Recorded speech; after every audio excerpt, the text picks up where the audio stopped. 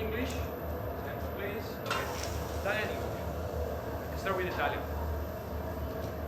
Buongiorno signori e benvenuti alla vetteria di Sicilia Lugane. Normalmente qui durante la settimana produciamo e realizziamo lampadari in stile veneziano.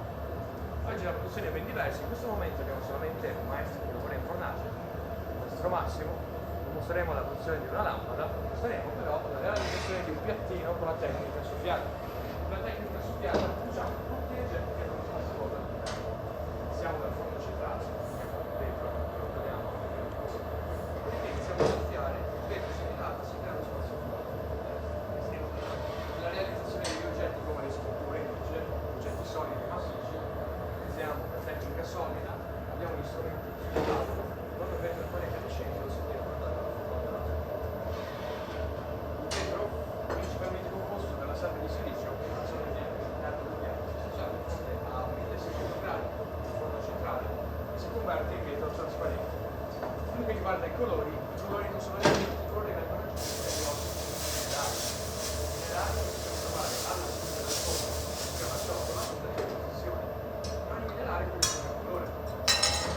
Trovato blu, rame verde, slime, oro, rosso, manganese nero e bianco giallo. Attualmente la temperatura del forno è di 1200 gradi. Ogni singolo pezzo viene lavorato a mano e poi determinato per l'emissione all'interno del forno di tempo.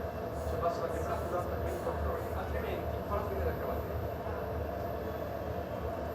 Good morning and welcome to the island of Murano. Normally here we produce Venetian blowing chandeliers. Today, as you can see, we have just one master working inside the furnace. We're not going to show you our main production. We will see the making of a plate with the blowing technique. With the blowing technique, we produce all the hollow objects. We start from taking the glass inside the oven. We start to blow inside, we create a hollow space in the middle. For the making of the sculptures, like the horse, we use the solid technique. We have the instruments up to the table, and when the glass is still hot, we pull and stretch it to make the sculpture. The glass is made by silicon sand, it's white sand inside this plate. We melt it inside the oven in the middle. We get the transparent glass, but for the colors, it's necessary to add different oxide minerals. You can find the minerals on the table, but also on the left side of the oven. Cobalt is blue, copper is green, selenium plus gold red.